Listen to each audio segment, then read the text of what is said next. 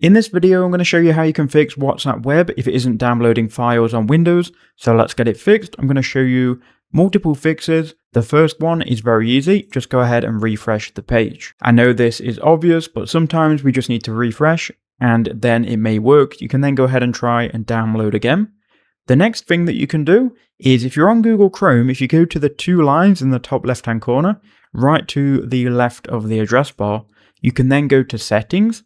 Then go More Settings and Permissions, and then here where it says Automatic Downloads, make sure this is on Ask or Allow, or you can click Reset Permissions, and then when you try and download again, you will probably get a notification asking you to download, which you can then approve. The next thing you can do is go ahead and open this into incognito window. So if you go to the three dots in the top right of Chrome, you can then go into incognito, go to WhatsApp Web again.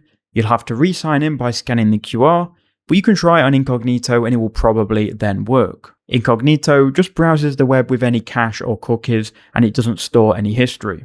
If it still isn't working, just make sure you've got a valid internet connection, and you can also then open up a new web browser like Microsoft Edge or Firefox, then log into WhatsApp Web on that and try it again. One of those fixes should work. Let me know if it did in the comment section below.